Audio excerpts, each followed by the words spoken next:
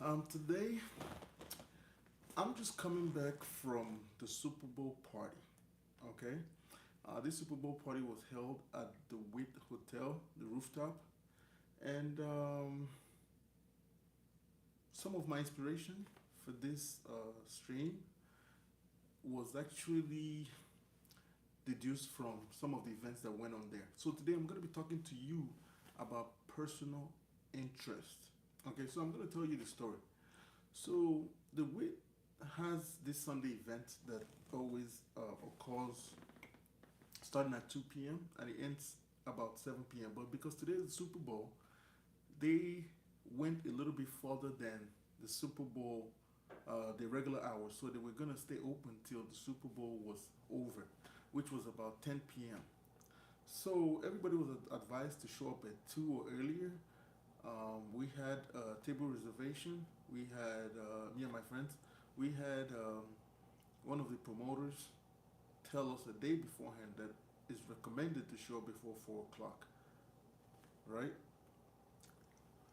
But the problem with this is that he underestimated the amount of people that was going to show up. More people actually showed up than was expected. So the place was actually at capacity very quickly. So to get to the point, when we got there, at the end of the day, we couldn't get in because the table that we had was at capacity because most of our friends already took a lot of their friends in there. So, and we also showed up late, later than usual because take away the Super Bowl on a regular Sunday, showing up at 4 p.m. is actually a good time. So there was a guy outside, right? And he had an opportunity to go in, but he did not go in because he was expecting a group of girls who were his acquaintances to come show up and go in with him. And then what happened to this guy was that at the end of the day, he was stuck outside with us, the latecomers, or just the people that wasn't going to be let in anymore because the club was at the place was at capacity. And he was over there basically going over his regret or how he feels regret based on the fact that he was waiting on this group of people that ended up getting mad at him because they could not get in anyways. And he had the opportunity to get in, but he was trying to be the good guy. He was trying to be that person that wasn't going to look out for his personal interest. He was trying to look out for group interest. And at the end of the day, he ended up missing out on the whole opportunity. So I spoke with him and told him about this subject, personal interest. And I told him next time, you should look out for your personal interest. You should walk in there first, go into the place while you have the opportunity, and communicate from the inside to the people on the outside and try to bring them in. Because now that all of you are outside, it does not help anybody that all of you missed out on the whole event. So now, I'm going to talk to you about the business side of personal interest and why you should always look out for your personal interest. That's what's in your best interest. So on the business side, you see companies very often, they fire people, they hire people. They're not firing people because it's something that is not lucrative for them. They fire people because it's in the best interest of the company to get rid of those people because there's a host and barrage of reasons why these people are getting eliminated. It could range from something as simple as they are not fulfilling their task or they are not helping the company be productive. So in that case, the company is looking out for their best interest. And you will see this all across corporate America and any business that hires people. When you as an employer sees that an employee is not performing to the standard which is needed in the company, the best thing to do, looking out for the best interest and of the company, is to get rid of that employee. So now you as an employee, as employed, when you go to work for somebody, it's in your best interest and your personal interest to make sure that you work the hours that you're paid and make sure that what you're getting paid is for the work that you did. And then it goes on to other things. Like when you look at the situation with Kanye West and Adidas, right? As soon as Adidas came to the conclusion that they didn't want to work with Kanye West no more and they severed their relationship with him, they went on a rampage grabbing any of his designers that they could grab, right? And grabbing these people was just Adidas doing what was in their best interest, their personal interest, the interest of the company, which is Adidas, right? And Kanye West was also looking out for his personal interest, which is the best thing he could have done, was to do whatever he could to put himself and his family in a better position. Kanye West was just looking out for his best personal interest. Adidas was looking out for what was in their, the best of their personal interest as a company. So it's never a bad thing. Even though it's called personal interest, you should not take it personally. It's just doing what is best for you as a person, which is something that you should always look into doing.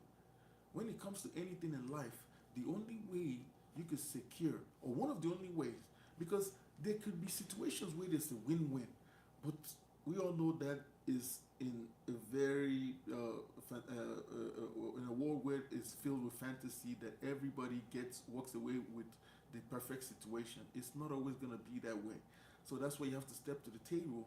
You got to walk up to these situations looking out for your personal interest, right? I'm going to give you even a further example. When I sold cars, at the dealership and stuff like that, I would always have buyers call me and say, "Oh, hold this car for me till Saturday, and when Saturday comes, I'm gonna buy the car for sure. Please do not sell this car." Blah blah blah. But they talk a lot. Talk is cheap. I'm sure you've heard people use this phrase. But at the end of the day, or that sentence or whatever. But at the end of the day, talk is cheap is a real thing because people say a lot of stuff. And now it was on me as the person selling the car to look out for my personal interest and sell the car to whoever is available, ready, and shows up with cash to buy the car. And that's what I always did. And almost 100% of the time when people told me that they were showing up to pick up the car, and I went ahead and looked out for my personal interest and sold the car to whoever showed up with money ready to buy, most of the time I always got failed by the person that told me to have the car waiting and put the car on hold or wait for them that they're showing up over the weekend to buy the car. They most often never showed up. They never showed up to pick up the car as they promised. So don't listen to what people say in these cases. Look out for your personal interest. Do what's best for you. Now, if the person had wanted me to keep the car and went as far as leaving a deposit, that's different, right? But just saying words, "Oh, I'm going to be here," that's not enough, okay? So now I'm going to take it over to something as far as the credit card companies. When you look at the credit card companies, right, and you sign up for a credit card, the credit card comes with terms, rules, and regulations of usage. Even it comes with something called interest rates. So right there and then you can see the credit card companies are already looking out for their personal interest, which is the business, be it Capital One, be it Chase Bank, be it Wells Fargo, American Express, Discovery, any of these credit cards, they all look out for their personal interest. And the personal interest they have is for the company. What's best for Discovery, MX, Capital One. So when you go and sign up for these cards, you have to understand in the back of your head that this is a business.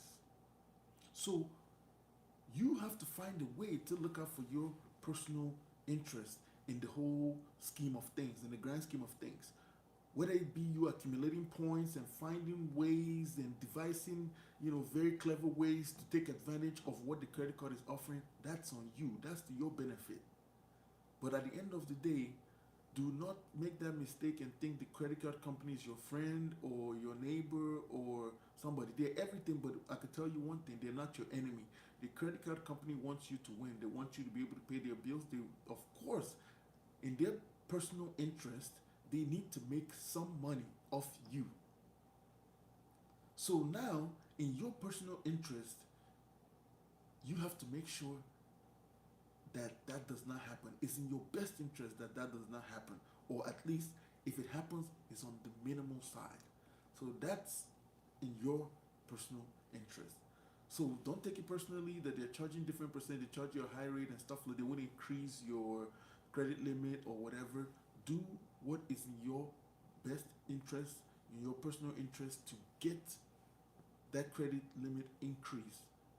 Find ways, read the rules and regulations, the booklet, whatever the operating procedure or the expected rules to follow or the guidelines provided by the credit card company says. Follow those rules, find divisive ways to put yourself ahead of everything else.